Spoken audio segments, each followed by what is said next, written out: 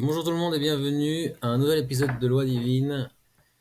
Aujourd'hui, un court intermède, une petite histoire du Rav David Ishaï. Votre mari, mesdames, vous avez fait 26 salades vendredi soir. Ouais. Vous êtes occupé des douches des enfants, le truc, vous avez géré la femme de ménage. Vous n'avez pas fait le ménage, vous avez géré la femme de ménage, attention. Ok, c'est important.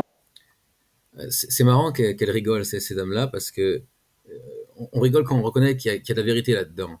Et en fait, ce qu'il a voulu leur dire, en leur disant, vous n'avez pas fait le ménage, vous avez géré la femme de ménage, ça veut dire, vous n'avez pas envie de faire le ménage. Donc, toutes celles qui ont rigolé ont reconnu qu'effectivement, elles n'ont pas envie de faire ce qui est leur devoir à la maison. Parce que tout le monde ne peut pas se payer une femme de ménage. Quand même. Ouais. Vous avez fait le poisson chlaimi, le poisson marocain, la mousse au chocolat, le nougat glacé, le coulis aux framboises. J'espère qu'il n'y a pas de femme enceinte, Bezrat Hashem. Ouais. Les chalotes maison. J'ai pas acheté les chalotes, je les ai fait. Charles Traiteur. Non, je les ai fait, les chalotes, j'ai tout fait. Vous arrivez à table, vendredi soir, shalom aleichem, oh tac tac tac, magnifique, super. Monsieur se met à table comme un petit prince, et puis vous le voyez se dandiner sur sa chaise comme ça, il se dandine. Chérie, tu cherches quelque chose? Mon cœur, elle est où la salade de carottes? J'ai pas compris. J'ai fait 26 salades. La purée de ta mère. J'ai fait 26 salades. Pas qu'entendre la caméra. J'ai fait 26 salades. Je t'ai fait une table de roi. Je t'ai fait 2 sortes de poissons. Je t'ai fait la kéla, je t'ai fait les boulettes, je t'ai tout fait. Tu vas maintenant me dire, elle est où la salade de carottes? Mais normalement, mesdames, un truc comme ça, ouais, ça part en vrille. Maintenant, madame, elle dit rien. Elle met Hachem devant elle. Vous imaginez un petit peu ce qu'elle donne à ses enfants à ce moment-là? Oh, maman, j'ai vu ce que papa t'a dit. T'es une patronne, maman. Oh, t'as rien dit. Oui, chérie. Hachem lui a mis dans sa bouche ces mots que je devais entendre. Après, évidemment, après le repas, tranquillement, on dit, chérie, tu sais que ça me fait un peu de peine quand même. Alors, tu veux la salade de carottes, Bezrat Hashem? Je te la ferai jamais, déjà. Non, je rigole. Tu veux la salade de carottes? Chérie, je te la ferai, mais je t'en prie. Ces remarques comme ça me fait mal. C'est tout. Je peux vous garantir que quand vous parlez comme ça à votre mari, de sa vie entière, il n'osera plus vous dire un mot pareil, jamais. Mais quand on fait rentrer l'aïmouna, vous faites rentrer Hachem ici à votre table. Tu t'es renforcé, pense aux autres, transmets, etc. Très bien, très intéressant. Quelques petites remarques.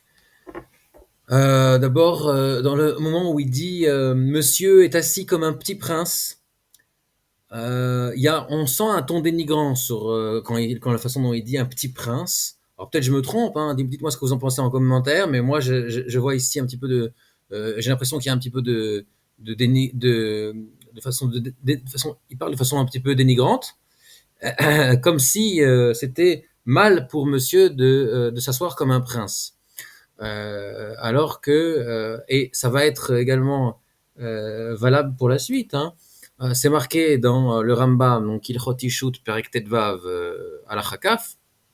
Vechen si vous les sages ont ordonné à la femme, donc c'est une mitzvah des Rabbanan, au même titre que l'allumage des bougies de Shabbat, hein, Shtieh mechabelet et Baala beyoter, qu'elle respecte son mari extrêmement. Yoter midai, hein, avec exagération. Et quelle est la crainte de lui, et qu'elle fasse toutes ses actions d'après sa bouche, c'est-à-dire d'après sa volonté. Qu'il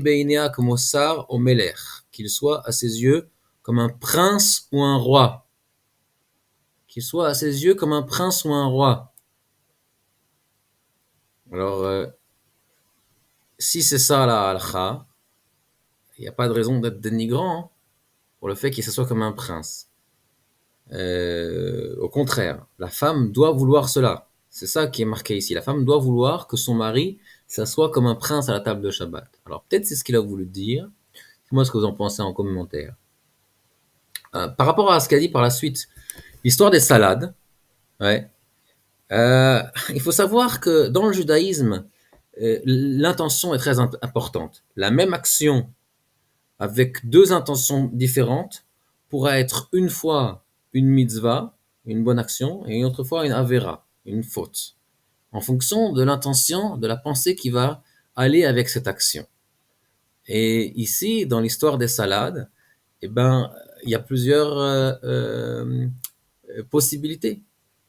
Il y a la possibilité que lui, il avait l'air de vouloir dire que la femme, elle a fait ces 26 salades-là en se disant, ça, c'est les 26 salades que mon mari, il aime. Et lui, il a été, euh, entre guillemets, un sale type. Et malgré qu'elle lui a fait les 26 salades qu'il aime, il s'est concentré uniquement sur la 27e qu'il aime qu'elle n'a pas fait. Il y a également la possibilité, et il y a une infinité de possibilités entre ces deux possibilités-là. Et bien, la deuxième possibilité, à l'autre extrême, c'est que elle ait fait ces 26 salades-là pour elle ou pour les enfants, et lui, la seule qu'il veut pour Shabbat, qu'il importe à lui, c'est la salade de carottes. Et juste celle-là, elle n'a pas fait. Et quand il va demander sa salade de carottes, elle va lui dire: «Ah, mais tout ce que j'ai fait pour toi. Ah, t'as pas honte de ne pas faire attention?» Alors qu'en fait, c'était pas pour lui du tout. Et il y a des femmes comme ça.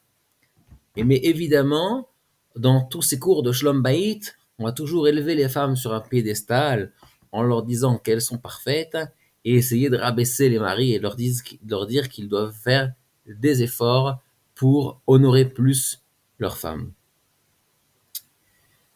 Euh, Important de revenir sur cette halakha-là. Si vous chachamim ala isha shtimechavet bala beyoter midai. Que signifie cette expression beyoter midai? Honorer son mari, plus c'est trop. C'est la seule fois où le Rambam dit une chose pareille dans tout son livre. Plus est trop, ça veut dire qu'il n'y a pas de trop. Il n'y a pas, comme beaucoup de femmes le croient, de attention, si je l'honore trop, après, il va en profiter, il va me marcher dessus. Non. Ce que dit le Rambam ici, c'est que c'est jamais trop la façon d'honorer son mari. Parce que la nature d'un homme marié, c'est que plus sa femme l'honore, et plus il va aimer sa femme. Et donc, un excès d'honneur, il n'y aura jamais d'excès dans l'honneur. Tout ce qu'elle pourra rajouter comme honneur, ça va uniquement rajouter de l'amour. Jamais ça va causer qu'il va en profiter pour la piétiner et ne pas faire attention à elle. Voilà, c'était la minute intellectuelle. Je vous souhaite une bonne journée. Bye bye.